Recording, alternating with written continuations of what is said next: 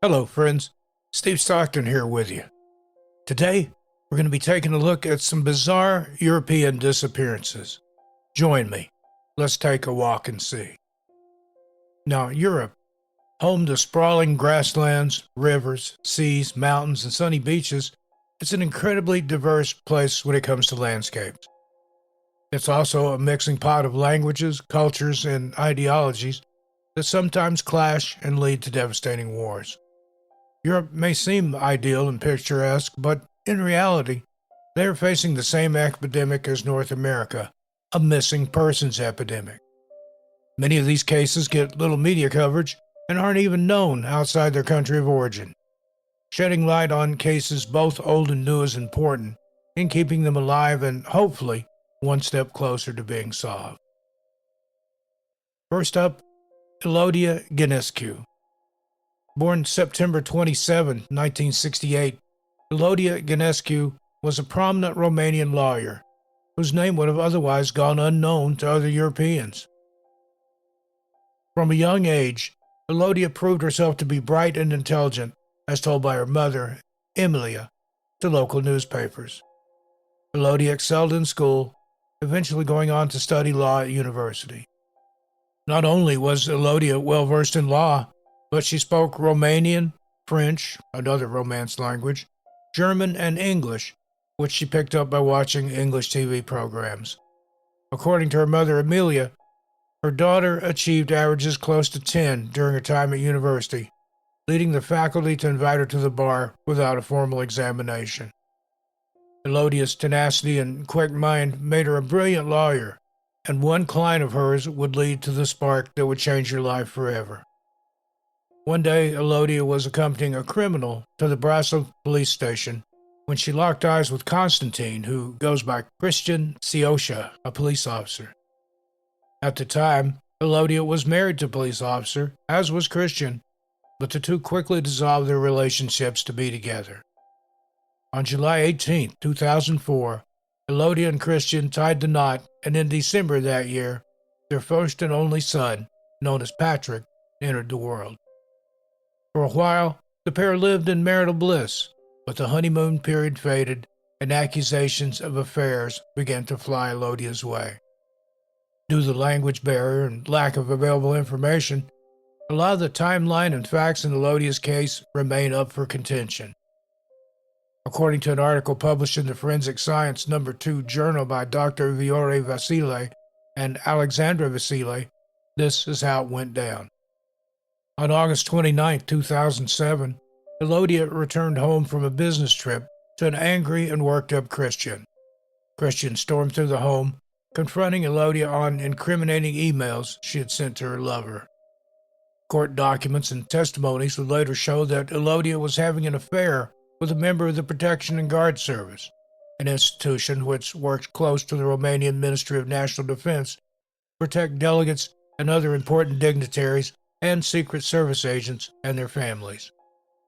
The following day, Christian would begin to report to Elodia's friends and family that she had simply disappeared from the family home, leaving little Patrick behind.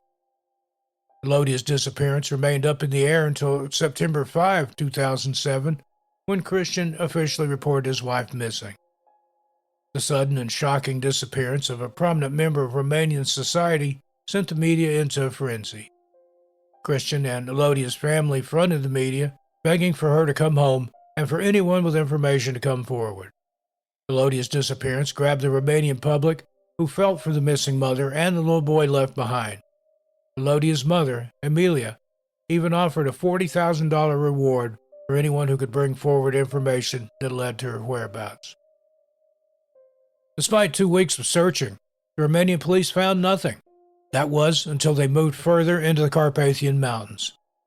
In a remote ravine, officers found a photo of Elodia and her son, a bottle of perfume, and a pair of Christian's gloves. The first 2 items were insignificant, but the last really changed the course of their investigation. Christian's gloves that they found were dripping with blood, which later proved to have belonged to Elodia. On September 17, 2007, the Romanian police officially changed the investigation from missing person to homicide. They had initially been tipped off about the ravine after finding a piece of bloodied clothing they believed had belonged to Elodia. During searches of the ravine, one newspaper alleges Christian's police uniform was found in the ravine, and it too was covered in Elodia's blood. Despite all of the evidence pointing to Christian, the police lacked the one thing they needed: a body. Without this, Christian was allowed to walk free, but the Romanian press were not going to let this case die. The media coverage of Elodia's case was at one point deemed inappropriate by governing agencies, and while this might conjure up images of a cover-up for an officer, you will see that the media committed their fair share of crimes along the way, allegedly, of course. On one occasion, one media outlet, OTV, a controversial channel run by polarizing hosts, was accused of hiring a hacker to break into Elodia's laptop and find the personal emails between herself and her lover. Now, this isn't the first case of a media outlet or news agency violating laws and morality in order to get tomorrow's headline. One only has to look toward the Millie Dowler case in the UK and the News of the World, who hacked into her voicemail after she had disappeared to get the inside scoop. While a news outlet was trying to access Elodia's emails, so too was her husband Christian, and in January 2008, he was arrested for the same crime, although let go soon after, as no material charges could be brought forth. As the weeks went by, Christian continued to face scrutiny by the Romanian police, who noticed that shortly after his wife disappeared, he had painted the walls of their apartment to sloppily hide bloodstains. According to reports, Christian didn't shy away from the media scrutiny and creepily smiled any time he was asked where his wife was. He would chillingly claim that Elodia had ran off with another man and was alive and well, but his home, it told a different story. Blood droplets were found between and underneath the floorboards, painting a grim picture of what really happened that August evening. Soon after Elodia disappeared, Christian got himself a new girlfriend and moved on with his life, almost as if nothing had happened. But Emilia, Elodia's mother, hadn't given up on the case. Her reward for $40,000 remained active, and she continually campaigned to keep her daughter's case in the right kind of limelight. From reports of those living in Romania at the time, Elodia's case became a national mystery and a case that was debated on controversial talk shows, akin to the Alex Jones of the Balkans. Despite the ethics of these shows, they were playing a part in keeping her case alive and keeping the conversation going. In September 2011, just as Christian was getting comfortable in his new life with his new girlfriend, the Romanian courts dropped a bombshell. Elodia Ghinescu was officially declared deceased in absentia. Just a year later, in September 2012, Christian was arrested and charged with the murder and the desecration of his wife, Elodia. This new arrest came as Romania made advancements in forensic technologies that allowed them to certify the blood found in the floorboard, walls, and evidence from the ravine did indeed belong to Elodia. On January 2, 2013, the verdict was sealed and Christian was found guilty and sentenced to 22 years in jail. Elodia Ghinescu was present during the proceedings and told Capital Row, quote, "At the court, during the trial, Christian looked straight at me, in my eyes, to intimidate me. Elodia told me he did the same with her.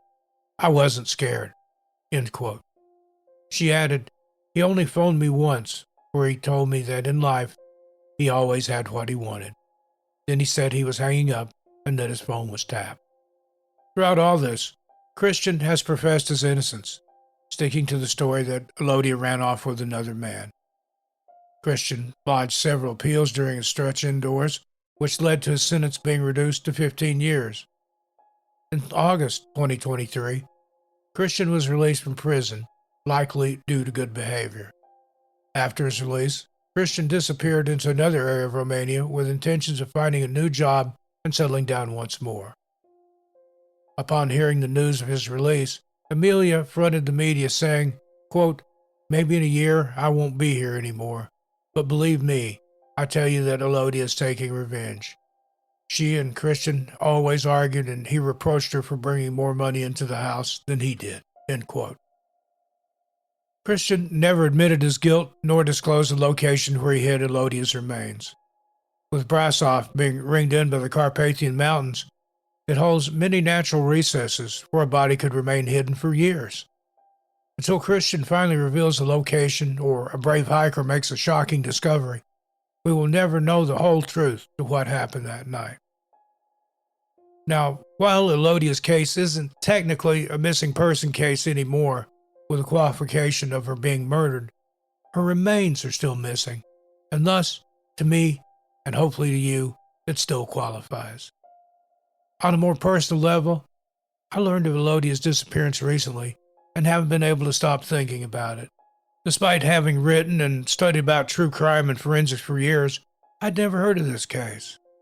Now, even here in America, we do get our fair share of European cases as a mere side story in the news, but Elodia's case makes me wonder how many other cases are out there, hidden in regions that lack a broader world news information network. I'd love to know what you think about this case. Number 2, Ervin Vlashi. Information about 10-year-old Ervin Vlashi's disappearance is hard to come by, locked behind fraught regional struggles and tense political landscapes. Come 1998, Albania had escaped the grasp of Enver Hoxha and watched as its Soviet brothers collapsed live on TV. Infighting followed, with Albania looking on as Yugoslavia dissolved and wars waged. Months before Ervin's story begins, the Communist Party of Albania was allowed to register as a legitimate party, thus the first Communist Party to do so following the dissolution of the USSR in 1991. This lays the backdrop for the Albania Ervin and his family lived in. The Vlashis lived a comfortable life in the small village of Fuše Kruj, nestled at the foot of the medieval town of Kruj. Yorgo, the patriarch of the family, was a builder, and Angelina, the owner of a costume jewelry stall. Now, either in March or October of 1998, the sources differ, Ervin awoke for another day in Kruj. Just after 7 a.m., Yorgo and Angelina left for work, as Ervin insisted on escorting his mother every morning to ensure safe passage. Before leaving to return home, Angelina reminded Ervin that he had homework to complete before he could play out with his friends. Ervin nodded to his mother in acknowledgement and set off back home. Ervin's sister, who has not been named in sources, confirmed that they spent the day together completing homework and studying English. Finally, by mid-afternoon, Ervin was free to play with his friends until the sun began to set. Now, those friends of Ervin's confirmed that they played together that afternoon, running around the village, playing soldiers, and using the natural landscape in their games. But sometime that evening, Ervin said his final goodbyes to 2 friends who watched as he walked toward his home. Some sources state that Ervin had been due at an English class but never arrived. Either way, we know that Ervin never made it home, and as Yorgo and Angelina returned from work, worry began to stir. Now, Ervin was an intelligent and well-mannered child who knew not to be late home. That evening, 10-year-old Ervin Vlashi was officially reported missing, and villagers joined the family's search, but to no avail. In fact, the investigation into Ervin's disappearance was inordinately quiet. Some days after Ervin disappeared, Yorgo was approached by a man who was known to travel between the village and Italy. He claimed that Ervin had been kidnapped and thrown on a boat bound for either Milan, Padua, or Treviso. The man also warned Yorgo against telling the police about this, claiming that he would handle Ervin's return. The Vlashis believed from this point on that their son had been trafficked and was being taken advantage of in Italy. At that time in Albania, gangs were known to control Vlore and the stretch of coastline around it. Many would use the harbor in Vlore to board a boat bound for Italy in search of a better life, but the port was also used by gangs to traffic people and goods into Central Europe. There were even some whisperings that young girls are being taken from Albania for purposes that we won't go into here. Ervin's family were distraught by his disappearance, and especially the news that he may have been kidnapped and taken to Italy. There's no information available from the police, so it's unclear what direction their investigation was taken in. Their worry would be heightened 10 days after Ervin disappeared when a government employee received a bizarre call. The call originated from a payphone in Greece. Their message was simple, quote, "Anton's nephew arrived safe and sound," end quote. Now, Anton was Ervin Vlashi's uncle, only fueling the idea that Ervin had been targeted for trafficking. Unfortunately, this lead went nowhere, and the validity of this is still in the air too. Many years later, a Polish website covering Ervin's disappearance dropped another bombshell in the case. The now defunct website, available only through snippets on WebSleuth, claims that in 2008, a boy in West Virginia, USA, came forward claiming to be the missing boy. Now, he was going by the name Chris Ervin, and according to the article, his resemblance was uncanny. Unfortunately, this mystery man refused to take a DNA test proving his identity, and the case fell through once more. Since 1998, the only lead the Vlashi family has been able to follow is via Italy. Now, without access to Albanian records, it's impossible to know where the case stands now. Are the Albanian police even aware of possible trafficking? Or is this yet another misdirection in Ervin's case? The geography of where Ervin disappeared makes it possible that he wandered off course and into the mountains.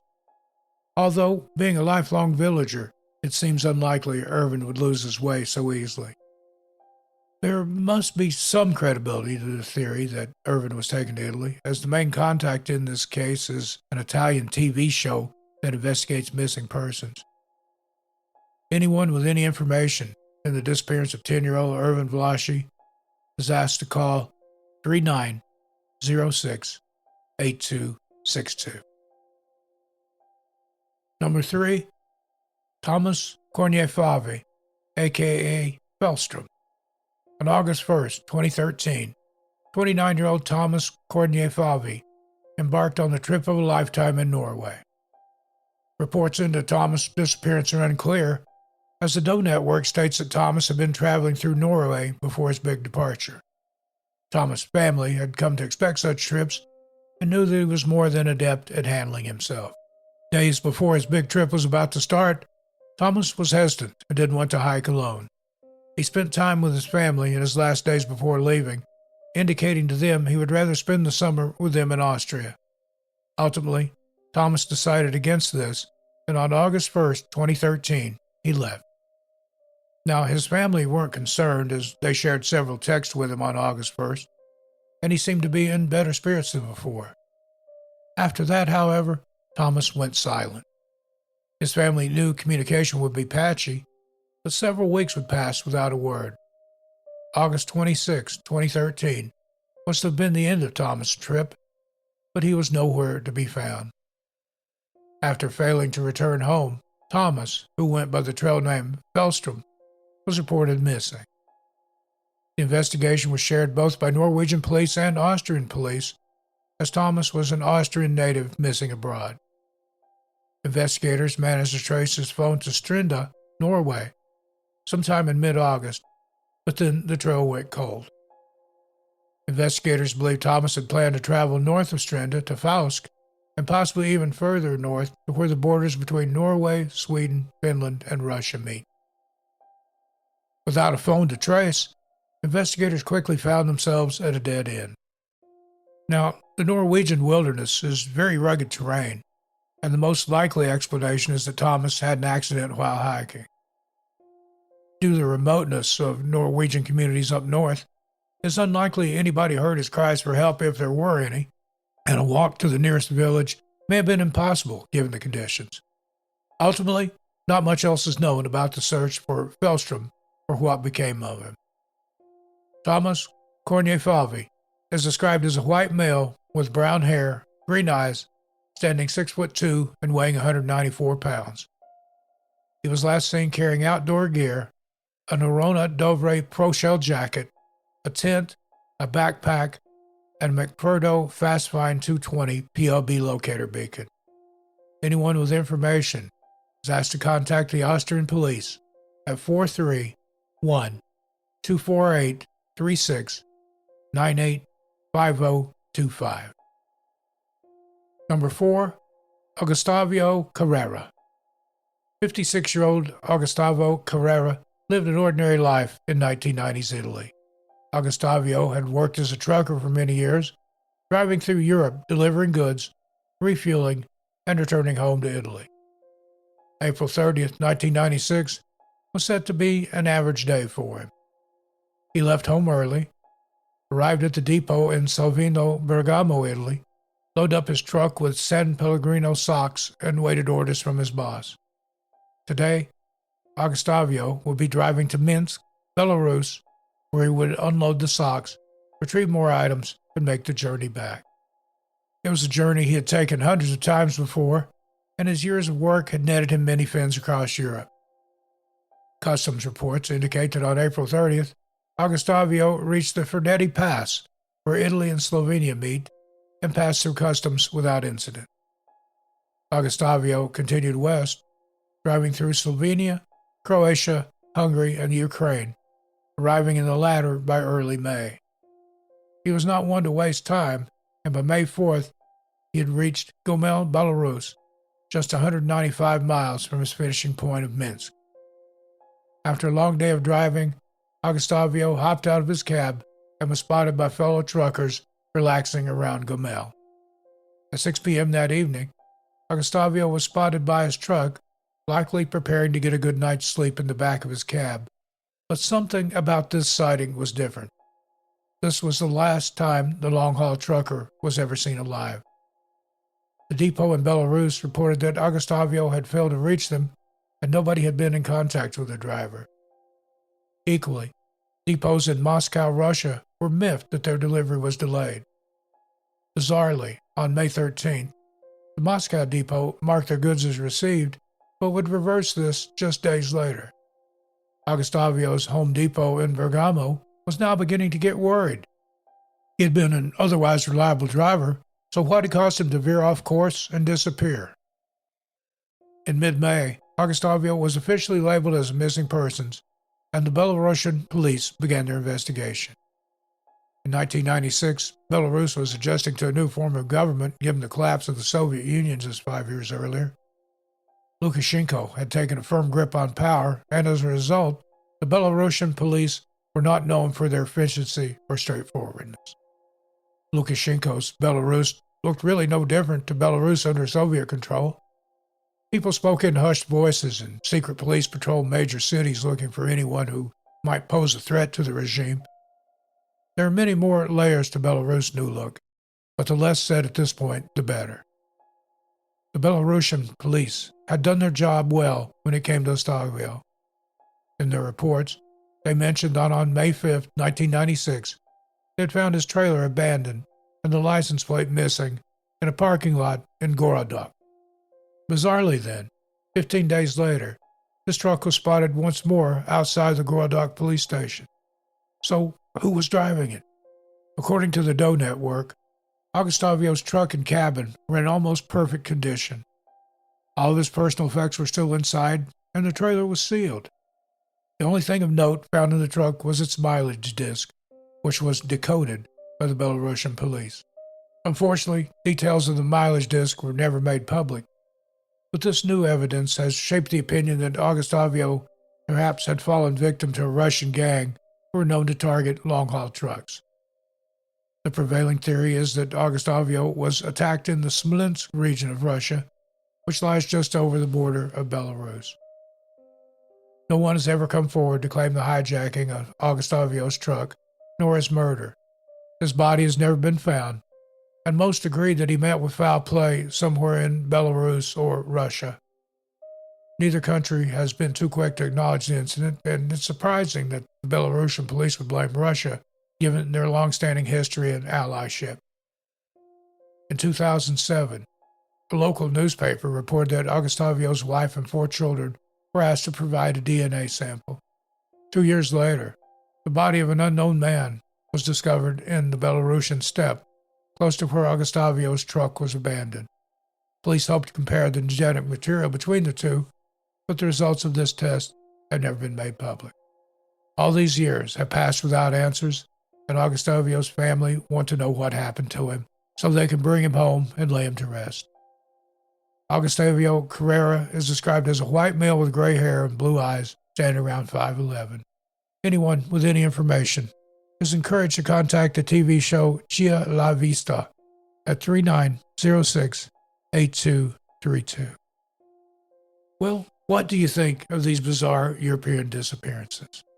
As always, I look forward to your responses, but please keep it friendly and courteous. In the meantime, I'll see you a little farther on down the trail. I'm Steve Stockton, and please tell your animals I said hi.